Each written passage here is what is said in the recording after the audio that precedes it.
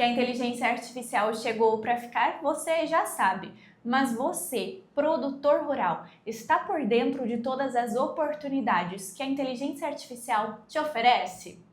É isso mesmo, você é convidado para a nossa coluna AgroInova, onde eu converso com Kennedy Correia, especialista em IA, vai falar para você, produtor, como essa nova tecnologia pode ajudar na hora da produção, na hora da mão na massa no campo. Então fica com a gente aqui, seja muito bem-vindo à nossa coluna AgroInova. Bom, gente, a gente vai falar hoje na nossa coluna AgroInova sobre o agronegócio e o uso da inteligência artificial. Hoje eu recebo aqui do meu lado, meu amigo Kennedy, aqui sabe como é que tá? na nossa coluna, que a gente vai falar sobre o uso da inteligência artificial num dos setores primários da nossa economia, mas que sustenta, que é responsável por mais de 27% do PIB nacional.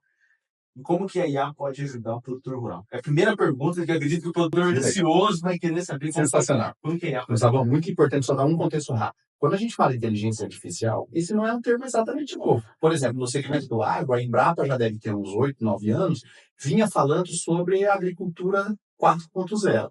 Né? Então, a ideia de você ter sensores capturando informações, a parte de analytics, de análise dos dados, não só análise do solo, ela também, mas análise dos dados de maneira geral de produção. Então, já existia um movimento usando o que eu gosto de chamar hoje de inteligência artificial clássica para que a gente usasse dados do agronegócio. A questão é que de 2022 para cá apareceu o ChatGPT.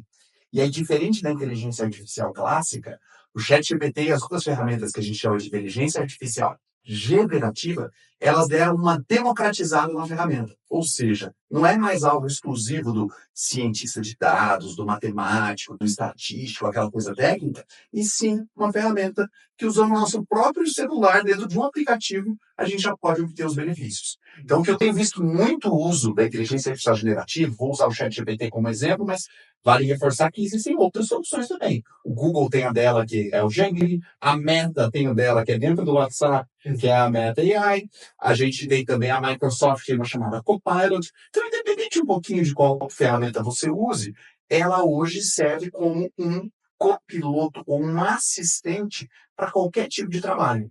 Então, a gente conversava um pouquinho antes de começar a gravação aqui sobre o uso da função de fotografia. Hoje, com o ChatGPT, você consegue tirar uma fotografia, mandar para o ChatGPT e ele consegue entender aquela imagem. Então, se você está fazendo contagem de animais, se você está fazendo um monitoramento onde você tem raças diferentes no mesmo espaço, você quer diferenciar elas na separação, você pode fazer isso com uso de imagens.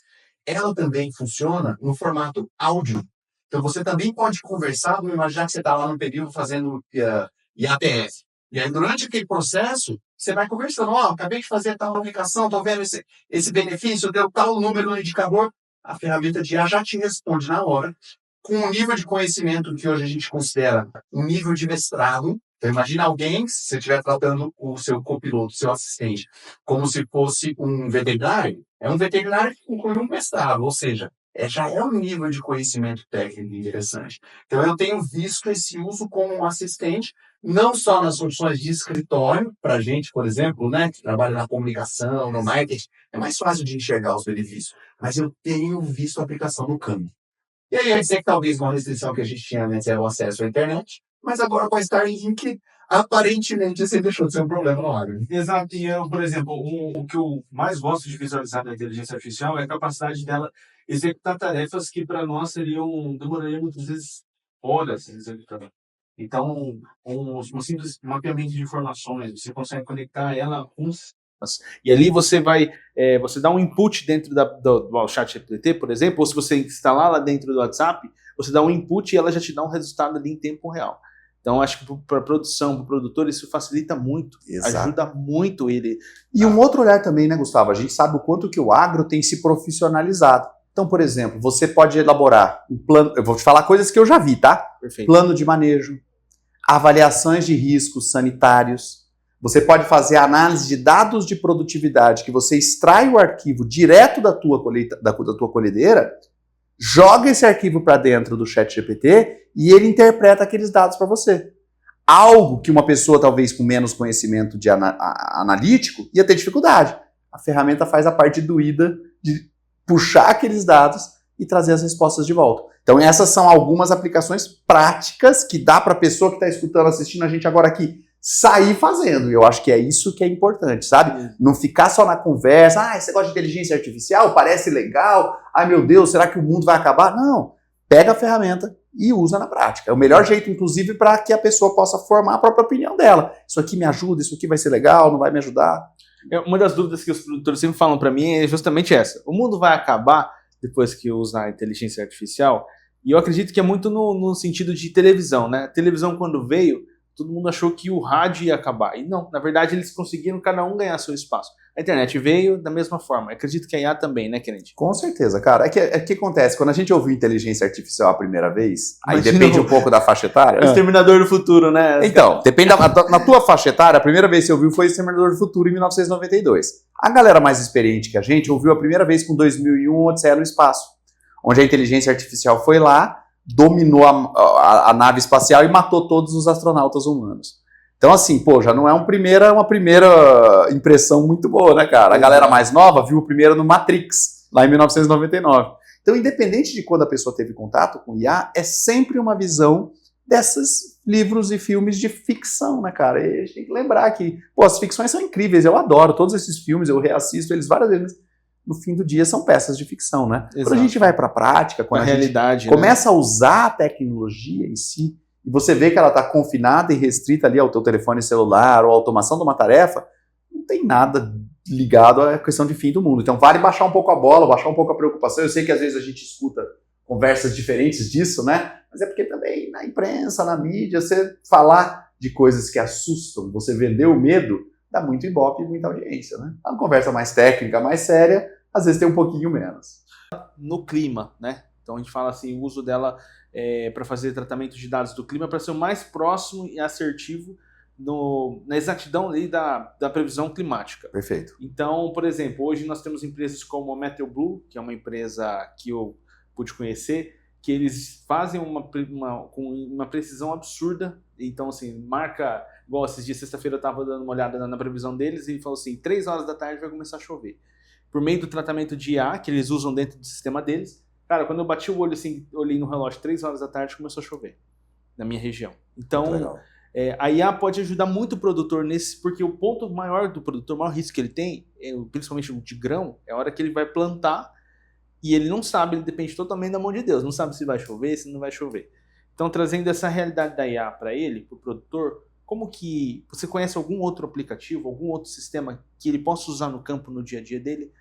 Você andando... Muito legal o que você comentou, porque eu acho que eu fiz uma separação lá no começo, a inteligência artificial clássica e a generativa. A generativa a gente já falou.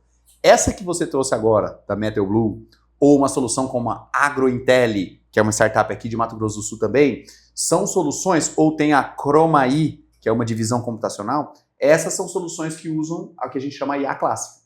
Então, na verdade, a parte que é IA fica nos bastidores. Você, usuário final, no fim do dia, olha lá e fala, vai chover amanhã 3 da tarde. Né? Esse é o ponto que está te chamando a atenção. Agora, por trás daquilo, cara, aí tem uma equipe, não conheço especificamente da Meteor Blue, mas estão trabalhando com IA, já é uma equipe com alguma competência técnica para trabalhar com isso, para garantir uma melhor inteligência, e aí vem uma palavra que a gente usa faz tempo também, preditiva. Inteligência preditiva, é isso que a inteligência artificial traz. É a capacidade de você fazer boas previsões. Claro que quando a gente fala de clima, beleza, previsão do tempo, tal, a gente já está acostumado a falar disso. Mas a AgroIntel, por exemplo, é previsão de produtividade.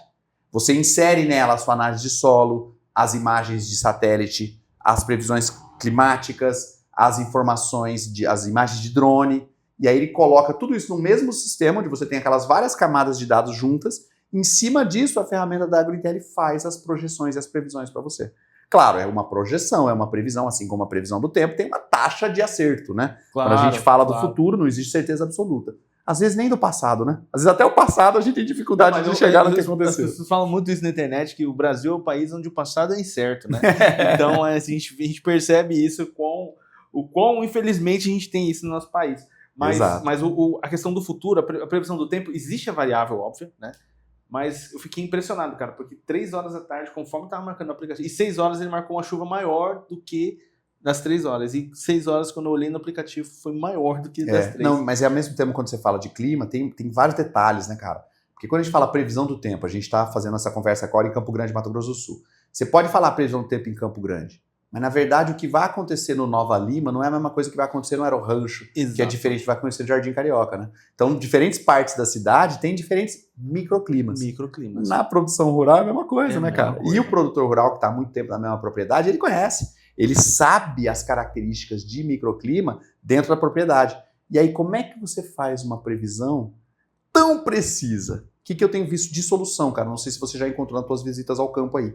As estações meteorológicas privadas, né? Então, eu tenho visto algumas fazendas que estão investindo para ter estações meteorológicas. Elas são tipo um tripé, tipo esse da câmera que está nos gravando, o pessoal não está vendo aí, mas um tripé mesmo. Pequenininho assim. Ele é um pouquinho alto até, acho que é mais alto que eu um pouquinho, mas ele captura a informação de vento, umidade relativa do ar, ele tem lá a medida com os milímetros de chuva, ele está conectado na internet, e aí ele usa a energia solar para funcionamento durante o dia, para carregar a bateria para funcionar à noite, e aí você passa a ter uma informação de clima que ninguém tem, né? Que é a informação do seu talhão, Da que é a sua informação região. daquela parte específica da tua propriedade. E aí se calcula a quantidade de estações pelo tamanho da propriedade, você tem um dimensionamento de fazer. Não é um investimento barato, principalmente em operações de menor margem, mas quando você olha para o que a gente tem aqui de cana, soja com o milho cruzado, aí começa a compensar ter uma informação mais precisa, principalmente para dimensionar o momento correto para fazer plantio, acertar as pontas na hora das aplicações dos defensivos, Exato. e lá no final na hora de colher também, né? Não, e o produtor tem que colocar na ponta do lápis ali o que vale mais a pena, né, Kenneth? Se ele às vezes fazer um investimento desse que não é tão barato, ou correr o risco de perder a produção dele inteira. E outra, Gustavo, eu acho que a gente quando fala em agro, a gente pensa sempre na escala de maior porte. Mato Grosso do Sul ainda tem essa característica Exato. da gente ter produção de grande porte. Mas quando você vai experimentar inovação, a gente sempre recomenda, começa por um pedaço menor. Então compra uma estação meteorológica, coloca ela num ponto da tua fazenda, acompanha a tua próxima safra em cima daqueles dados. Aí, em cima do que você concluir, que você dá o próximo passo de comprar a segunda, de comprar a 20ª ou N, né, quantas você precisar. Ao mesmo tempo, nas ferramentas de IA, né? Faz uma experimentação, faz um uso. Então, tenta não pensar em escala num primeiro momento. Porque o que eu acho que custa muito caro, e o agro, querendo ou não, teve essa característica por muito tempo, mas tem mudado aí nos últimos 5, 10 anos, é a postura de eu vou esperar dar certo, eu vou esperar todo mundo fazer, daí que eu vou começar a fazer. No ambiente competitivo que a gente está custando caro ser o último a chegar. Então, fazer esses pequenos experimentos, ter essa cultura de experimentação, que eu acho que no fim do dia o agro sempre teve isso na sua essência, né? A própria criação da agricultura 10 mil anos atrás foi em cima de experimentação. Eu acho que vale a gente aproveitar essa inspiração do passado para trazer resultados para o futuro também. E outro ponto também que vem muito do setor é a ausência da mão de obra. Então a gente vai sair um pouquinho agora da IA e começar a caminhar um pouco na parte da robótica. Então, tenho acompanhado você pelas redes, você até almoçou com um robotinho, estava junto no Pô, não fala assim, o pessoal vai achar esquisito, né? Você Não, até almoçou com um robô, mas gente, foi isso mesmo. O cara me convidou para o almoço, falou, vai ter um robô almoçando. O robô não comeu nada, tomou um pouquinho de óleo, mas foi essa a conversa, bate-papo e almoço com o robô. E aí, o que eu queria trazer, assim, por exemplo, o uso da tecnologia, da criação de robôs, por exemplo, eles poderão ser inseridos no campo? Você já viu algo nesse sentido? O produtor já pode começar a sonhar com esse novo formato de mão de obra? Gustavo, vamos lá. Claro, vamos lá. Quando a gente olha para uma colhedeira produzida em 2025, John Deere lá soltou, acho que J5, o modelo último deles lá. Rapaz, se aquilo lá não é um robô, você me explica. Porque ele faz um monte de coisa sozinha, ele dirige, ele tem sensores de imagem, ele faz leitura por onde a colheitadeira está passando. Então, assim, cara, eu acho que a gente já, na verdade, tem robô. A questão é o quanto que isso vai ficar parecido com os filmes de ficção, né? Exato. O robô que eu almocei era o que a gente chama do robô humanoide. Ele realmente parecia uma pessoa. Eu acho até que, por exemplo, a gente vai ter um movimento grande de citricultura aqui no Mato Grosso do Sul. Talvez na citricultura a gente comece a ver robôs humanoides atuando. Agora, já existe, principalmente na Europa, porque a gente precisa lembrar que, de novo, o Brasil tem características muito particulares.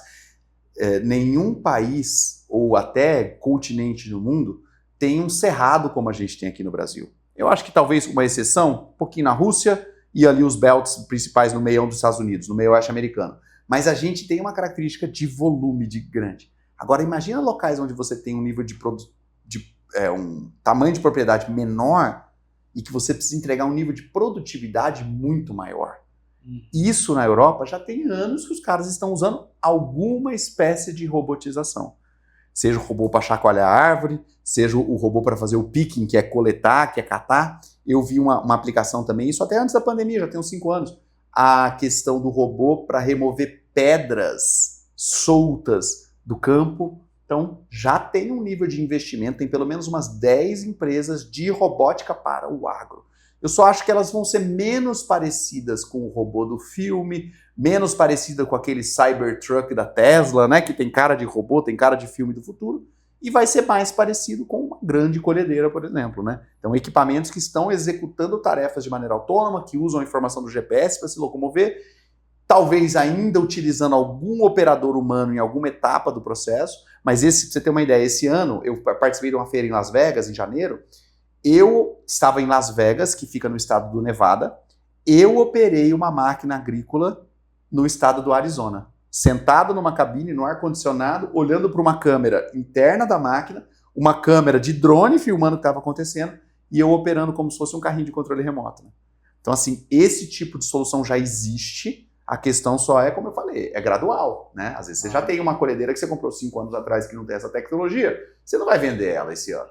Mas você tem que, no teu processo de planejamento de troca de equipamentos, já ir olhando para as tecnologias novas que estão chegando. Colocar no radar, né? Exatamente, cara. Da tua produção, porque o que eu percebo muito, tanto na pecuária quanto também na produção de grãos, né? É que o produtor que não se profissionaliza agora, mesmo sendo commodity, cara, como você disse, o mercado é extremamente concorrido. Então você precisa se profissionalizar e usar a tecnologia para a tua produção escalar. Né? Quem eu tenho visto na pecuária, porque às vezes a gente também fica falando só da agricultura, dei só exemplo de colhedeira aqui, mas eu tenho visto muito, e a colhedeira da pecuária é um ser vivo, né? É um ser vivo. Eu tenho visto, por exemplo, muita gente usando tecnologia de sensor que conecta a balança com o local onde o gado alimenta. Então ele tem uma medida clara de quantas vezes aquele animal especificamente, né, com rastreamento na orelha, passou pela balança, que peso ele estava, quantas vezes ele ficou se alimentando ali no dia, para já fazer um cálculo de quanto ele ingeriu de comida, volta de novo na balança para você aferir o ganho de peso diário. Volto a insistir no Starlink, com internet você consegue administrar isso de dentro do escritório. As pecuárias mais tecnificadas, as pessoas, por exemplo, que trabalham em genética, eu tenho visto isso muito presente. Talvez aquele cara que ainda está na produção extensiva, toda solta, né, que tem ainda pouco planejamento de manejo, trabalha com gado a pasto no Pantanal, talvez vá haver menos possibilidades em fazer isso. Agora, quem tem propriedades em regiões que você tem um valor de hectare mais alto, você tem aquela briga, aquela dor, a cana te cercando de um lado, a soja te cercando do outro, agora aparecendo a laranja por aí, essa galera vai ter que fazer uso de tecnologia para poder tomar essas decisões de criação, de manejo ali no dia a dia. E para falar de pecuária, um dos pontos também é justamente o leilão virtual, que hoje, depois da pandemia, se tornou uma realidade. Né? Então, assim, a gente ainda tem os presenciais, mas os virtuais eles ganharam popularidade no país todo. Como que a IA pode ajudar o produtor na hora dele vender o gado na parte do atendimento inteligente? Como que você visualiza, por exemplo, a IA como um aliado? Porque hoje ele tem que montar times comerciais enormes. Como que a gente conseguiria usar a IA? Eu conheci uma empresa mato-grossense, nosso estado vizinho aqui de cima, que é Rosana.io. É uma inteligência artificial, chama Rosana, nome de mulher mesmo, focada em atendimento. E é muito legal o nível de personalização do atendimento que você faz. Então, pegando o exemplo da pecuária genética, você poderia pegar o teu catálogo do leilão, sobe o teu catálogo para a Rosana, ela vai aprender as informações de cada um dos animais, claro, as informações que estiverem disponíveis no catálogo. Se não tiver todas as informações, você vai precisar fazer um trabalho, um dever de casa de inserir essas informações. Então, aquela mesma coisa que o leiloeiro fala no leilão virtual ou no leilão presencial, você vai inserir como informação ali na inteligência artificial. A partir daí, você conecta ela com o número de WhatsApp e aí os seus clientes, potenciais clientes, entram em contato e conversam diretamente com essa IA Rosana. E ela pode fazer, cara, eu já vi empresas adotando o processo do começo ao fim, que faz o primeiro atendimento ao cliente até a assinatura do contrato. Uma coisa muito legal da Rosana é que aqui no Brasil a gente tem uma coisa que no resto do mundo é muito incomum. A gente manda muito áudio, né? Eu tô cheio de áudio no WhatsApp para escutar aqui. Se o produtor mandar um áudio para Rosana, ela responde em áudio também. Perfeito. Porque ela percebe que o cara gosta de áudio, né? Perfeito. Então, fica muito legal a interação. Eu acho que daria para automatizar, diminuir a carga e a necessidade de ter uma pessoa para atender todas as informações. É legal na Rosana também que se a pessoa não está se sentindo satisfeita com o atendimento ou o robô não está conseguindo andar muito a conversa, ela fala, quero um atendimento humano. Na hora ele passa para uma pessoa. Então imagina se você conseguir eliminar 50%, 80% dos seus atendimentos. Você liberou uma pessoa, às vezes, duas semanas do mês dela, né? Exato, perfeito. Kennedy, então para a gente encaminhar para o nosso encerramento, primeiro quero te agradecer pelo conhecimento e pelo tempo, né, que você disponibilizou aqui para a gente falar um pouco sobre a inteligência artificial aplicada para o setor principal e fundamental da nossa economia, que é o agronegócio. Com certeza. Eu queria que você desse uma dica para o produtor, e se você tiver uma dica de livro também para que o produtor possa absorver, ou conteúdos da internet, seguir, agora o espaço é seu, fique à vontade para falar. Maravilha. A minha dica, meu recado principal, a mensagem que eu quero passar aqui é: tem uma revolução acontecendo. Talvez você tenha passado pela revolução da internet e do telefone celular sem perceber ela muito de pertinho. Quando você viu, já estava grande demais para você ignorar. Você usa hoje o WhatsApp no seu dia a dia e não consegue nem imaginar como é que seria sem ele. Imagina que a mesma coisa está acontecendo com a inteligência artificial generativa. Você não precisa ser o especialista, a referência desse assunto, deixa isso comigo. Mas você não pode ficar para trás. Então a minha grande recomendação é, vai lá, abre a lojinha de aplicativo do seu celular, baixa o ChatGPT, começa a conversar com ele. Faz perguntas, faz provocação, confira as respostas, não acredite cegamente no que você lê ali, mas eu tenho certeza que você vai encontrar uma aplicação e um uso para você trazer para o teu dia a dia que vai fazer toda a diferença. Perfeito, muito obrigado, meu irmão. Valeu, Gustavo.